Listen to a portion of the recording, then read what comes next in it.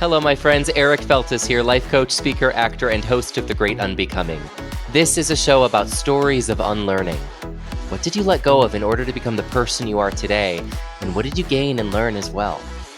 This is a show about letting go of stories that no longer serve us and stepping into our own authenticity. It's about unbecoming what society says you should be and remembering who you are and who you are meant to be. So sit back, relax, and welcome to The Great Unbecoming. Hey friends, and welcome back to another episode of The Great Unbecoming. Not only is it another episode, it is the final episode of our 2-month series on grief. What a journey it has been. I wanted to end this series with a friend of mine who is a friend through social media, through similar values. We've known each other and supported each other on and off in our own endeavors in the last couple of years. One thing that's so awesome about being online and being in the space that I'm in is I get to meet people like the wonderful woman who's sitting in front of me. Speaking of, Kate J. Meyer is an ordained minister, licensed professional counselor, and author of both fiction and nonfiction. When she isn't working her full-time job in hospice, you can find Kate reading, writing, the next project, playing, or just trying to find some sleep. Amen. She lives with her husband in Chocolate Lab, Duke. First of all, I almost thought it said her husband and chocolate. Like, that's it. Just chocolate. Nope. Chocolate Lab, Duke in West Michigan. Kate, it's so good to see you. Thanks for being here. Absolutely, Eric. Thanks for the invite. I love having the opportunity to chat with you. Oh, me too. It's been so fun watching your journey and just being in communion with you over the last couple of years. And we've talked about this on Instagram, but I'm so excited to bring you on The Great Unbecoming because you have a book called Faith Doesn't Erase Grief, Embracing the Experience and Finding Hope. Faith Doesn't Erase Grief. What a great way of ending this series on grief. So thanks for joining us and for agreeing to kind of unpack some of these lessons in here. You can see that I have some dog-eared questions for you. Thanks for doing a series on grief. There's not enough focus on it, and so I'm grateful when people like you who have the ability to get the word out there can do that. It's awesome. It's been such a journey, and grief, like so many things, Kate, is like the more I dive into it, the more I realize I don't know, and the more feeling of infinite I experience. Infinity. I interviewed one of my best friends whose other best friend died by suicide, which is a completely unique and different grief than someone who experienced grief for not being accepted as a gay man. All grief is valid and so unique per person. And also, Kate, talk to someone who just a couple of months ago, really, less than 6 months ago, lost his mother, which is such a different grief than experiencing grief from losing your mother 30 years ago, right? So it's like, It's so multifaceted. We could literally could have a podcast on grief alone, but I had to wrap it up at some point. Yes. So I'm a big fan of this book, Faith Doesn't Erase Grief. And Thank you. It's one of those things where the more I think about the title, the more it means to me. But can I hear what this title, Faith Doesn't Erase Grief, means to you? Yeah. It started for me when I realized the truth of that statement for myself, that just because I happen to have a belief system that I think the broader world would call Christianity, though I don't love that label right now. And just learning that just because I have that faith doesn't mean that the grief goes away, and that grief is something I have to go through. That avoiding it just causes lots of problems. So as a bereavement counselor, then I continued to meet people time after time after time who also were coming up against this really difficult, kind of critical moment of people in my life, in my faith life, are telling me I should be fine because my loved one is in heaven, or for non-death grief, I should be fine because this is God's plan, right? Those kind of trigger phrases that we have in the capital C church. Mm-hmm. And realizing how unprepared people of faith are to deal with grief because they've been told and kind of pushed to just focus on heaven and that will take care of everything, and it just doesn't. It just doesn't, Well, because we're still here. and not just, well, they're in heaven, but also looking at, I like to say that all change is grief. To me, grief is letting go of something that no longer serves you and making space for something new, which means something completely different for the loss of a loved one. And I hear how harsh those words. I mean, obviously, that's a whole conversation we could have in and of itself, but it's different than a breakup, or than moving, or than changing jobs. That can all be different levels of grief as well. And so to say, it's sort of like this idea of toxic positivity, like, oh, don't be sad. Yeah. You got a new job. Don't be sad, which is basically just saying you're wrong to feel what you feel. And if we look at the Elizabeth Kubler-Ross's stages of grief, like, denial, isolation, anger, bargaining, depression, don't be sad. Don't be depressed. Oh, don't be angry, right? We often feel like anger is a sin, or as if God can't handle your anger. Or bargaining, we often hear is, well, then you don't have faith. If you're questioning and you're not certain, then you don't have faith, which is just bullshit. So yes, it is. I love that you're basically saying that hard stop. That's just not true. Right. It's just not true. It's a natural reaction.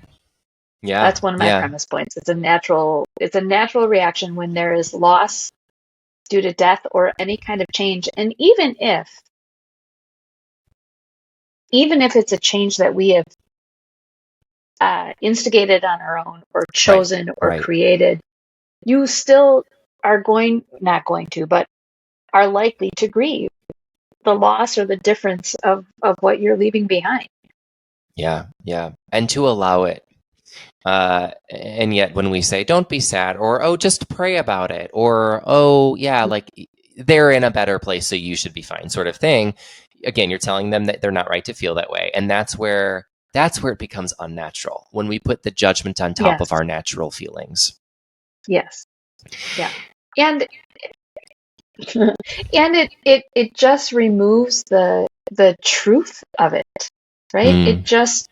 It's when somebody says to you, don't be sad, don't be angry, what they're saying is, I'm uncomfortable. I don't know what to do with this feeling that you're sharing with me.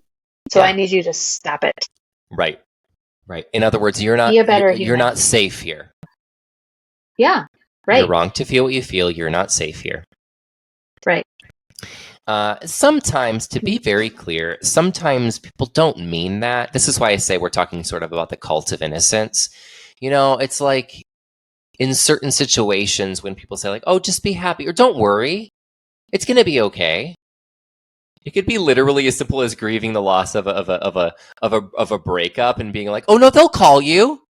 Maybe they won't. Like, let's not avoid the discomfort, because you're just kicking the can down the road. Right. And maybe I don't want them to. Maybe I'm sad, but also I don't want them to call me. Right. Stop pretending that you know what's happening in my life. Right. Let's talk a little bit, before we get into it, about you and your journey. What drew you to write a book about grief? I was one of those people who did not experience significant grief related to death until,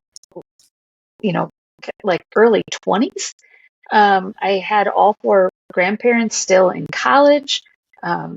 It was kind of a rare thing within my kind of close community. But then when it started to happen, and my first grandparent died, I think because I was older and because I was kind of plugged in and trying to figure life out, right, as you do in college, it hit me in a level that I wasn't prepared for. And then kind of in this rapid succession, it felt like, actually several years in between, but it felt like rapid succession. I lost all four. And one of my grandmas in particular, her death really was a gut punch.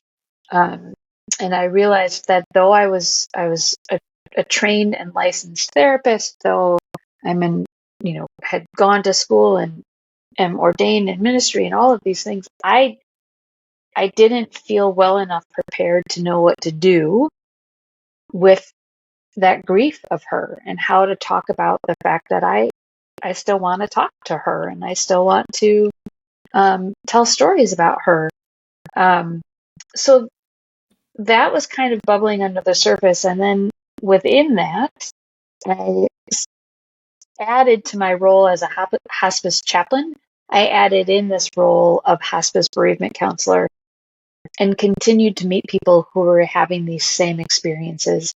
And when I went to try to navigate the waters of books on grief, of which, there's so many, but I could not find a Christian-centered book on grief that actually created space for somebody to grieve. Everything I found was about the invalidating that we've just been talking about. The don't think about it. Focus look on at the what plan happened God to has Job. for you. If Job can do everything without complaining, then so can you. Yes. I want to Right. stop. I think it's important to say, because there are a lot of listeners who have been burned by the church, who want nothing to do with Christianity. This is not a book for Christians. It can be, but it's not a book solely as a reader, as a consumer who has read this book. It is not exclusively a book for Christians. I think it could be a book for anyone, but I think particularly people who do identify as Christian, but also people who have trauma from Christianity, who have been told some of these damaging things, because you help us to deconstruct those ideas. So listeners, I don't want you to think like, oh, it's not for me. It might actually be the perfect book for you if you have been burned in that way. So just keep that in mind as well. Yeah, thanks. Yeah. Okay, so before we started recording, you mentioned that, so there's 2 chapters in this book called chapter 1, You Can Hate This, and chapter 2, And Love God. That dichotomy of you can hate this and love God. And you mentioned that was actually almost the title of the book. So can you help us, give us the elevator pitch breakdown for that, for what the dichotomy looks like of hating this process of grief and also loving God? What does that mean? Yeah. So in the tradition I was raised in, Reformed Calvinist, there's all this, stuff I don't really believe in anymore, predestination and such, that talks about things that you are supposed to experience. Everything that you go through is something you're meant to go through, and therefore you're just meant to accept it as God's plan, and that's that. So there's not room in that to hate something. There's not room in that to say, I don't like this. I don't accept this. I don't see how this fits into anything. And I despise this, actually. So there was not room for that in the faith tradition I was raised in. There also was not room in that tradition for, part of loving God means challenging God and wrestling with God and walking away from God and saying, I'm out. This makes no sense to me. And learning that I can do all of that outside of a faith tradition if I want to, outside of a religion if I want to. So coming to a place where I found truly a freedom in, I really can reject this. I can say, I hate that this happened. It might be true that all of us die at one point in time, but I don't have to like that this happened now, that this person died now or in this way. And somehow I can still love God in the midst of that the hatred of the death or the rejection of it doesn't mean that I no longer have faith, or that I no longer love God, or that I'm no longer wrestling and deconstructing and trying to figure it all out. And so, to me, the definition of faith, again, and I've said this before, faith is not certainty. I always say that faith is sitting in the discomfort of the unknown and choosing to love anyway. And that is exactly what, in my opinion, your first 2 chapters of your book encapsulate. You can be a person of faith and allow yourself to question and reject. When you said reject, that just reminded me again of that first stage of grief that we hear often, which is denial. And I think it's important for us to allow ourselves to feel the stages of grief. And I know, y'all listeners, I apologize for saying this in a different episode, but it's applicable here too. When I went through a breakup recently, in the last year, I talked to a friend about, like, did I do the right thing? Was it okay? What does this say about me? I had all these questions, and he goes, you're in sounds like you're in the stage of bargaining right now. And my response to that was, oh, okay, cool. What do I do then? And he just smiled. He goes, you just note it. You allow it. So if you are in the stage of rejection, allow it, right? I think that feeling as if faith does not erase grief, feeling as if faith does erase grief, doesn't allow you to process. It dehumanizes the experience almost. Yeah. So, really well said. You talk about 3 stages that I want to break down. You also give some survival kits. So, y'all, if you're listening, you tune in on a good week, because we're going to talk about some tangible things that you can do if you're experiencing grief. And the 3 stages you talk about are early grief, middle grief, and lasting grief. I would love to break each of these stages down and talk about some tools that we can use to process where we're at in this process. So the first one is early grief. Can you explain that? Yeah. So I came up with this idea of these 3 phases because they're so fluid, right? The grief process is not linear. It's not predictable. But there are some guideposts that we can look to. So early grief is this time within grief from immediately after the loss or the change, whatever kind of grief we're talking about, until the numbness wears off and the person regains kind of that daily function. So I think the range I put in the book is like 0 to, 4 months, I think I say, because it really can be that varied for people. So early grief is the season when you're trying to just wrap your head around the fact that this has happened, that this person has died, or that this change has occurred. Whether or not you were prepared for it doesn't matter, right? So I want to be very clear about that even when you're journeying with someone through a long disease process, for instance, just because you know what's coming and you know that you're getting there, when the death actually happens, that doesn't change the fact that there's going to be kind of a shock element, a surprise element. Yeah. So early grief is all about that. Early grief is about survival, period. We're coming up, we're like 3 days away from the 1-year anniversary of the death of somebody that I used to babysit. And he died in a tragic hiking accident.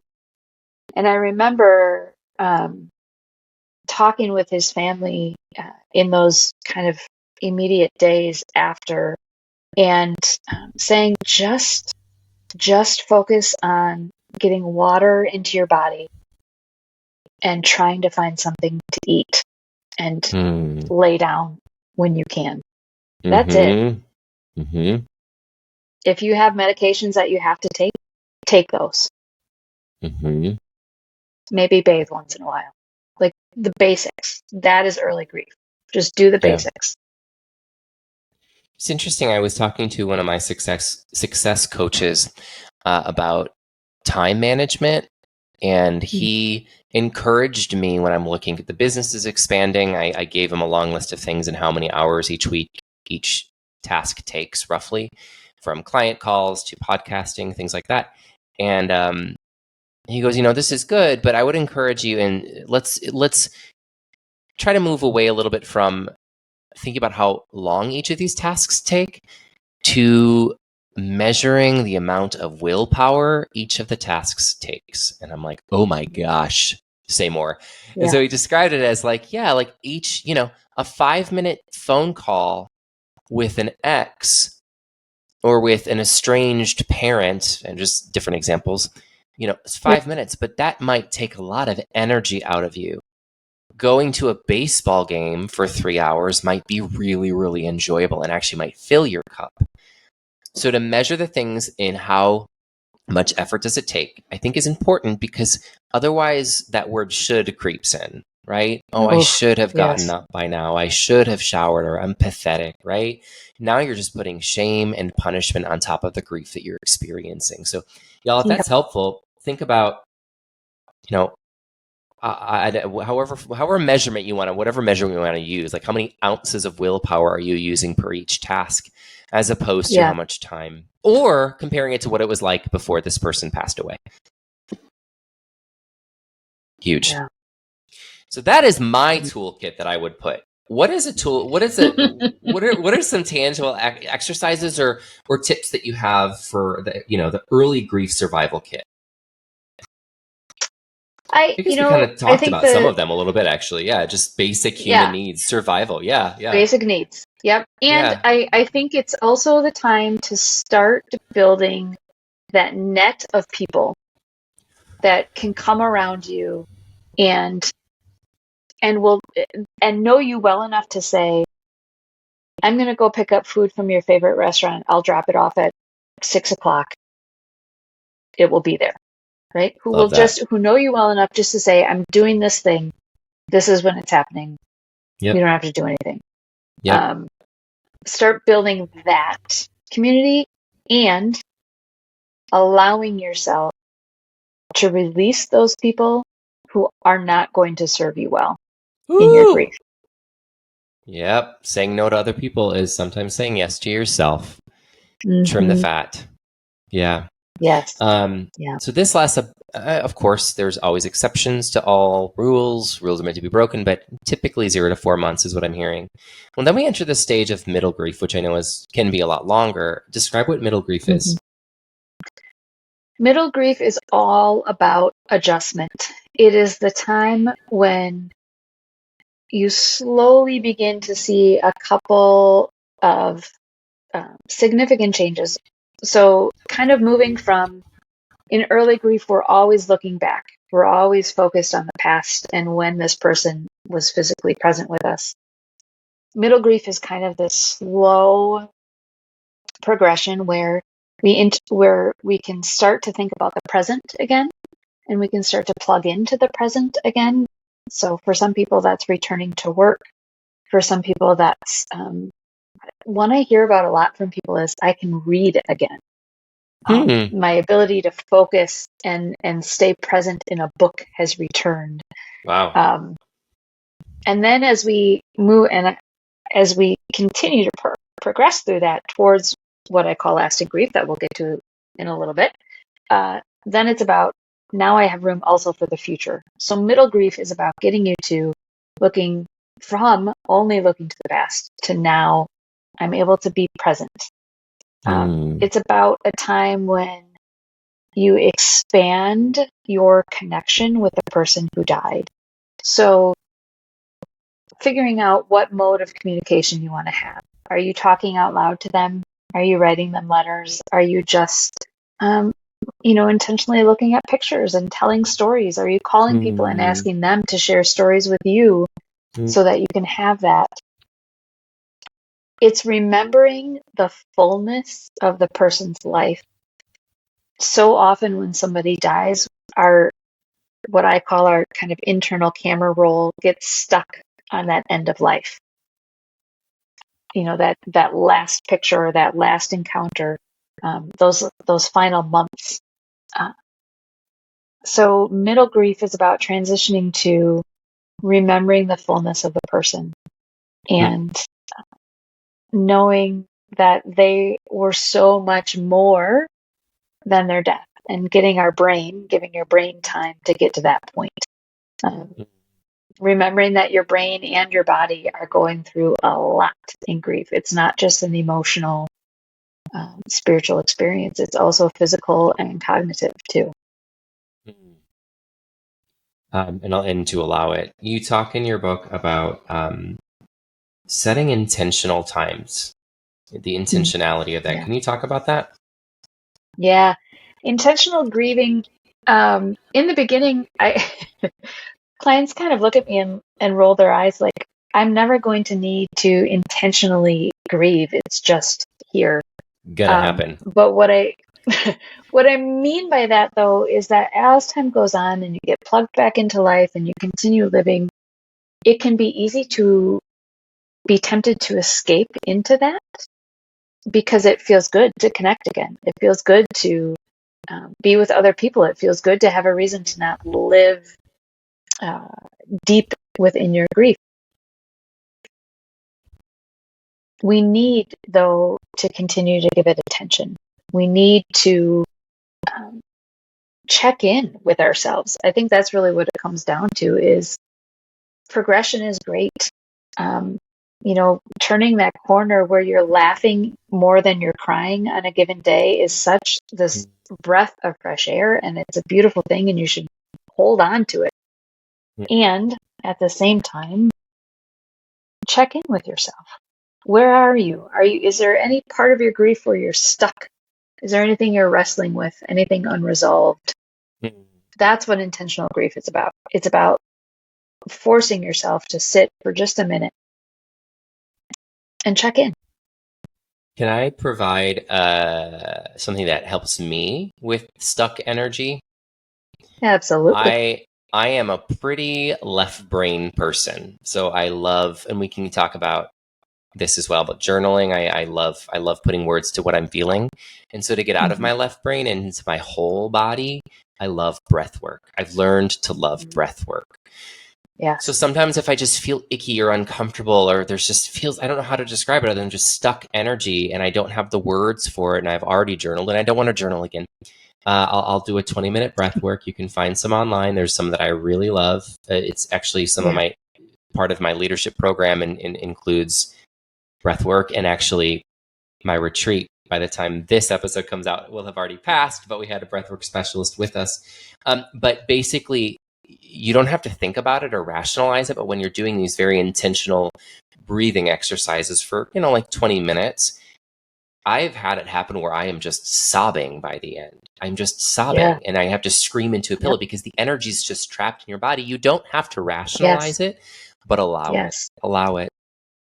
You talked, without saying this word, you did talk about mindfulness, which is actually a part of your book as well. I think mindfulness is a cousin of intentionality. It's noting where you are and what you're feeling. And so a tool I would give as a life coach for becoming more mindful would be to journal. My clients every morning for 5 minutes, they set a timer and they do a fear journal, and they write down all the icky thoughts that they have, all the fear, all the worry, all of the what ifs, all of the doubt, all of the anger, the frustration. God or universe or just yourself or the page that you're writing on can handle whatever you put in it. Get it out because it's there. And I also want to say, because while some Christians would say, oh no, you're not being a person of faith then, there are also some non-Christians that would say, well, I believe in law of attraction, and if I put negativity on a page, then it's going to happen, which is to me just as damaging as the Christian belief that it's a mark of you as a Christian if you doubt. I disagree with that. For me personally, I believe in law of attraction as well. I believe in manifestation, the power of that, and energy like that. But I will say that putting it on paper is not going to make it happen. It's already in your head. It's ruminating already. It's already becoming truthful. So get it out of your head and put it on paper to keep it from moving through you. Anything you want to add to that? Yeah. I mean, journaling to me is kind of a non-negotiable. I have plenty of people who kind of very strongly push back on that, and that's fine. I have, I have somebody verbal journaling right now, which is a Same. kind of an kind of They a talk to random text. Yeah. thing. Yeah. Yeah, Yeah. it Yeah. was amazing. I was like, well, we got to do something. You got to work on this, so we'll figure it out. Um, Things do get trapped in the body. Emotions are big. Grief emotions are huge. And if we don't release them, which is all journaling is, right? It's taking something that's in your head and getting it out. If we don't do that in some way, it gets trapped in the body. And that's just kind of circling back to middle grief. Middle grief is a time where we have to find our tools. Do you release things through physical action, exercise, running? Are you a person who does that in the more in the ways of creative expression, of breath work? Breath work is a huge tool for grief.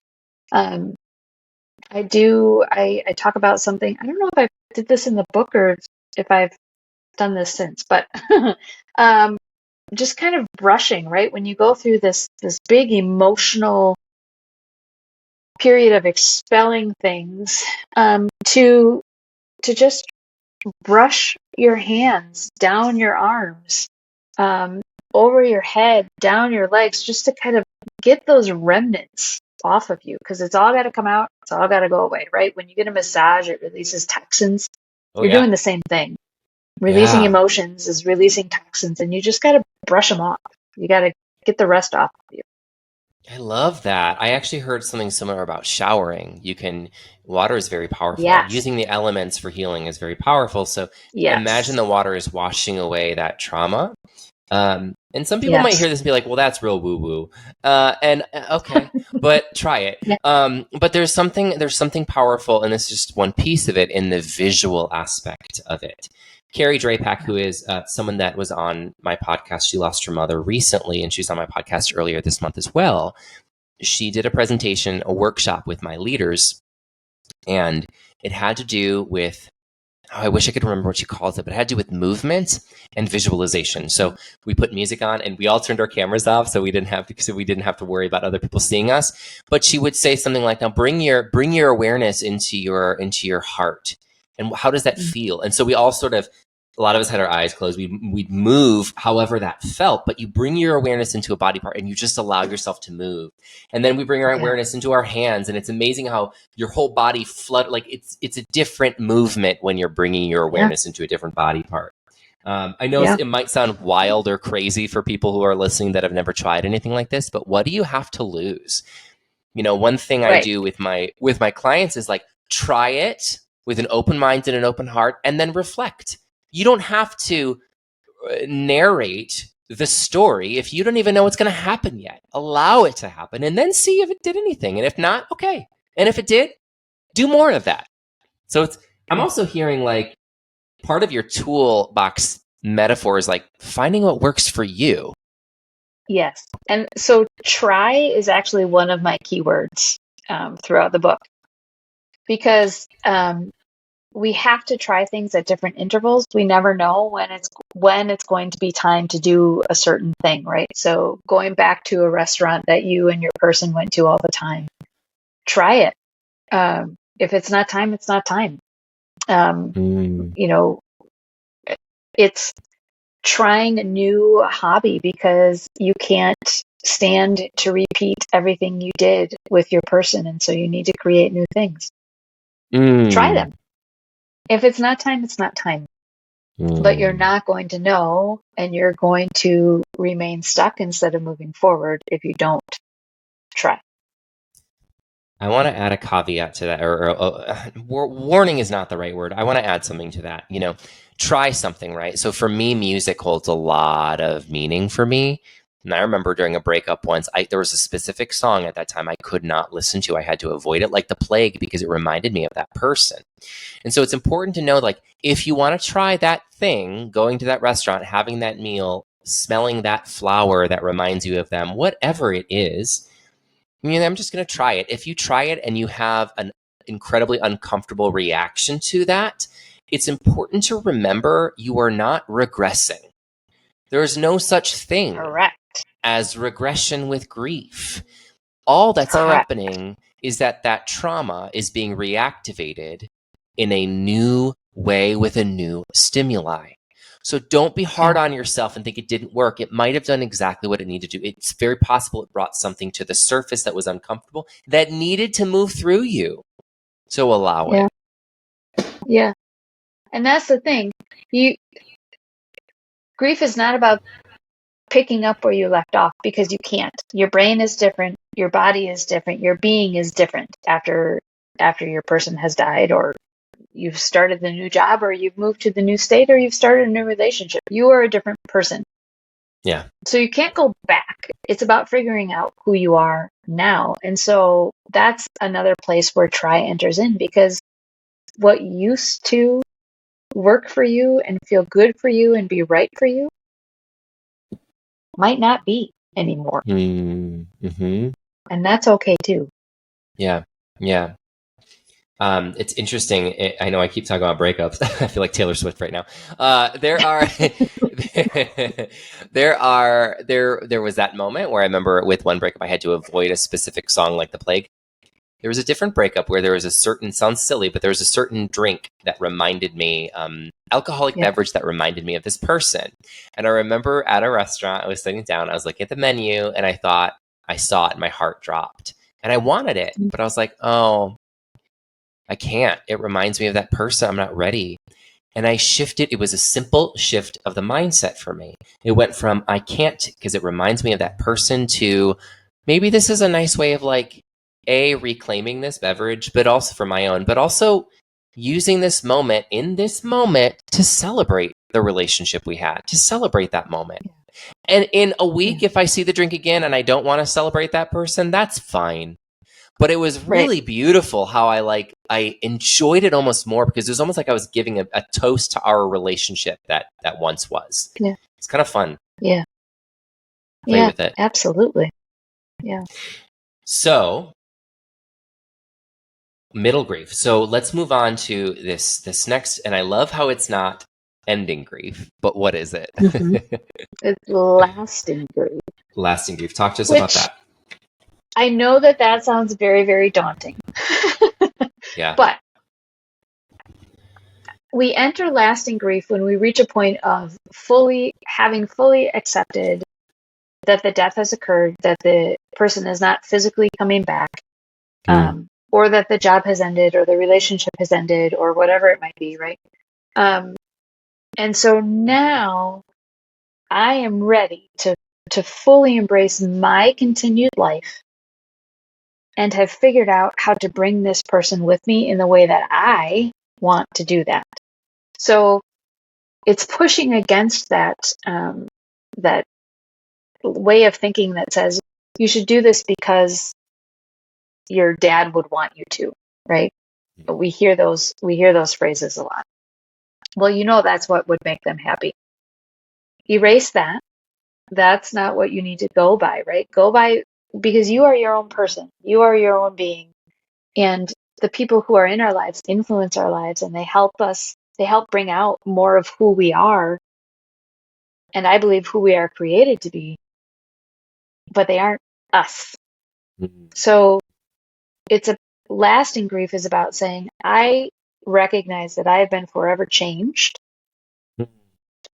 by this loss or this death, and I am continuing to live. I have more to do, whatever that more might be, right? There are other people in this world that I need to still not only need to, but want to still engage with.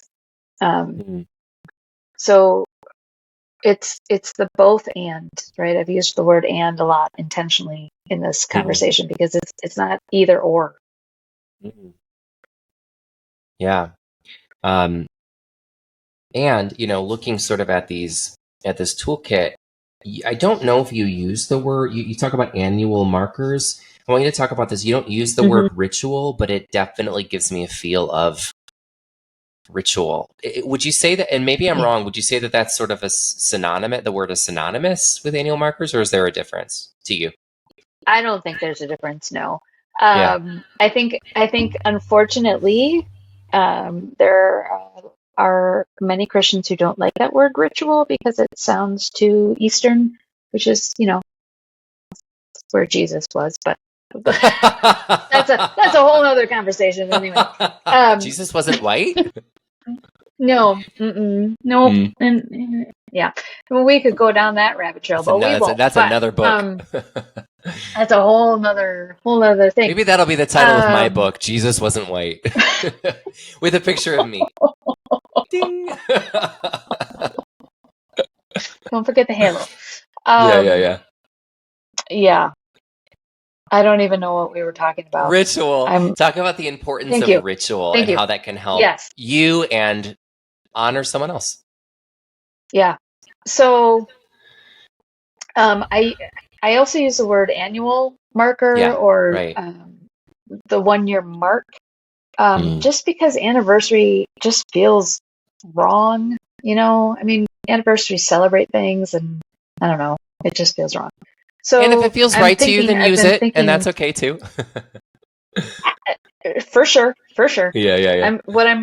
Yes, that's. I knew what you meant. So I've been thinking about Justin, this young man that died a year ago by the time this will be released. And, those 1 year marks are about a couple of different things. I think that the most important thing to me for listeners to grasp is that the 1 year mark does not need to be, it's not a re-experiencing. It's not a reliving. You don't have to do it again. You don't have to go through learning of the death or witnessing the death or whatever it might be. You don't have to do it again. Instead, it's a time where you can very intentionally do something that honors the fullness of the person. So, lighting a candle, releasing a balloon. Some people wait that year to spread ashes somewhere.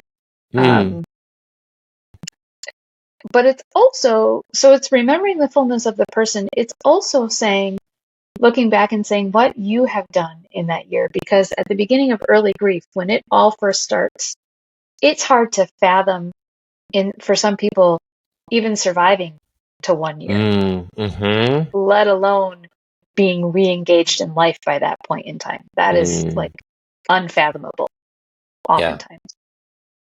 So it's not about going through it again. It's about saying, okay, I'm going to remember the whole person on this day. Yeah. And it's interesting that mindfulness is in the middle grief toolbox, but my goodness, is it so important throughout. Another thing I work on with my clients, especially when they lack confidence, is a brag journal. At the end of each day, they're called to write down a list of the things that they did that day, moments that they chose love over fear. I got up today. I took a shower today. It was really hard and I didn't want to, especially in these moments of grief. So in the year mark, to go back and reflect and look at, like, what did I accomplish in this year? When the future is so unknown and that can feel scary, it can be really healing to, instead of looking at the future, pause and look at how far you've come. Yes. Yeah. Beautiful. It's a great book, y'all. If this conversation was interesting to you, which I'm sure it was, please go out and get this book. And where can people find your guide to navigating grief, entitled Faith Doesn't Erase Grief? Where can we find this? You can find it really anywhere books are sold. It is in paperback. Audio, there is an audio version on Audible for sure. I don't know about other places, but I know it's on Audible. And there is an ebook as well. So get it in whatever format makes the most sense to you. The toolkit includes, you and I, Eric, both have talked about journaling, and there are a couple different journaling tools that I talk about in there and lay out specifically.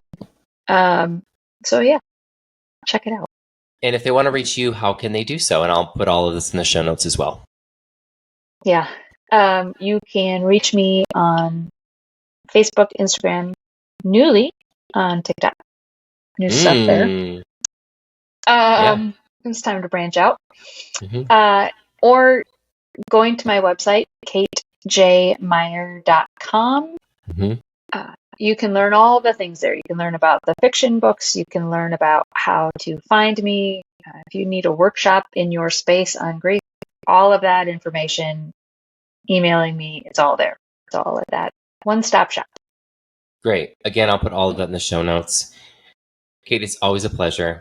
Thank you so much for being here. I'm Thank very you. grateful for you and your work. Yeah, you It's been too. fun. Thank you. And y'all, of course, Always. at the very end, Kate froze. So if you're listening to this right now, you might be hearing me over Kate. I don't know if you were talking, Kate, but you froze for a second. Exactly what I told you was going to happen. It waited till the very end. Weird. The internet's being so weird. I always say that the internet is homophobic when when it chops me off, because it is. Y'all, so I will drop all of Kate's locations where you can find her in the show notes, along with the title of her book. And for me, you can email me, Eric at lifecoachingbyfeltus.com. You can message me on Instagram at Eric Feltus. And this concludes our 2-month series on grief. But we will see you back next week. New topic, new episode, new day. Love you all. See you next time. Bye.